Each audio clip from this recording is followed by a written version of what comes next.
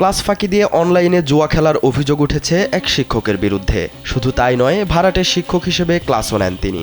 এক উপজেলার 3টি সরকারি প্রাথমিক বিদ্যালয়ে এমন বর্গা শিক্ষকদের দিয়েই চলছে শিক্ষা কার্যক্রম। বান্দরবানের আলীকদমের 3টি স্কুলে মাসের পর মাস বিদ্যালয়ে আসেন না শিক্ষকরা, কিন্তু ঠিক সময়ে বেতন নেন। স্থানীয়দের অভিযোগ, কয়েক মাস পর স্কুলে এসে একদিন থেকে আবার চলে যান বেতনভোগী শিক্ষক। স্কুল নাই, আবার নিয়মিত স্কুল কথা বলে উনি রাগ করে আমাকে কি করতে পারবে, আমাকে মামলা করবেন, আমাকে এসে বলিস। মাসের একবার আসে না, এক বছরের 2 বার না 3 বার আসবে। ও বছরে 3 বার এরকম আসছে, 3 বার মানে 2 বার। এই বছরে এখন একবার আসছে, ওই 2-3 মাস আগে একবার আসছে। স্কুলে সহকারী শিক্ষক হিসেবে কাজ করি। বিগত 1 মাস ধরে কেউ স্যার এখানে আসে নাই, বেতনও ভালো করে দিচ্ছে না। এ অবস্থায় ভেঙে পড়েছে দুর্গম এলাকার প্রাথমিক পর্যায়ের শিক্ষাদান। সরকারি শিক্ষকদের পরিবর্তে দায়িত্ব পালন করছেন অস্থায়ী শিক্ষকরা। এদের বিরুদ্ধে আবার ক্লাস ফাঁকি দিয়ে জুয়া খেলার অভিযোগ উঠেছে।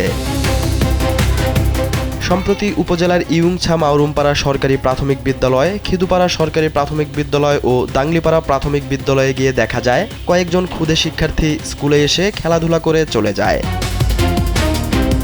দায়িত্ব পালন না করে মাস শেষে ঠিকই বেতন নিয়ে যাচ্ছেন শিক্ষকরা। এ বিষয়ে উপজেলা শিক্ষা কর্মকর্তার দাবি, তিনি অভিযোগ পেয়েছেন। এ সময় ফাঁকিবাজ শিক্ষকদের বেতন বন্ধের হুঁশিয়ারিও দেন তিনি। শিক্ষকরা স্কুলে না গিয়ে বেতন খাচ্ছে, এটা আমার নজরে আনছে। আমি তাদেরকে আপনাদের সামনে দুজনকে ওয়ার্নিং দিয়ে দিলাম যে বেতন বন্ধ করে দেবো।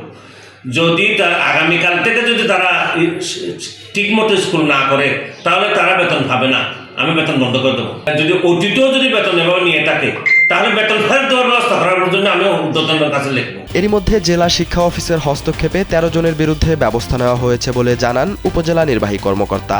আলীকদমে আসার পর থেকেই এমন অভিযোগ পাচ্ছেন বলে জানান তিনি। আমি এখানে দায়িত্ব নেওয়ার পর থেকেই আমরা কমপ্লেইন পাচ্ছি যে টিচার যারা আছে এরা নিয়মিত ভিত্তিতে যাচ্ছে না।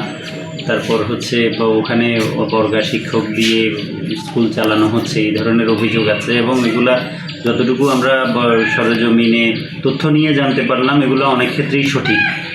অলরেডি 13 জন শিক্ষকের বিরুদ্ধে জেলা পরিষদ থেকে যে ব্যবস্থা নেওয়া হচ্ছে এটা আপনারা জানেন। তো সর্বশেষ যে আপনারা যে 3টি স্কুলের কথা বললেন, তো এই বিষয়ে আমরা ইতিমধ্যে প্রাথমিক শিক্ষা অফিসের সাথে কথা বলেছি। সরকারি খরচে আলীকদমে 20টি প্রাথমিক বিদ্যালয় স্থাপন করা হয়। দুর্গম এই এলাকায় শিক্ষার আলো ছড়িয়ে দিতে সরকারের নেওয়া এই উদ্যোগ এখন গলার কাটা হয়ে দাঁড়িয়েছে স্থানীয়দের। শিক্ষাদানের বালাই নেই, যেন সরকারি অর্থ হাতিয়ে নেওয়ার কেন্দ্রে পরিণত হয়েছে বিদ্যালয়গুলো।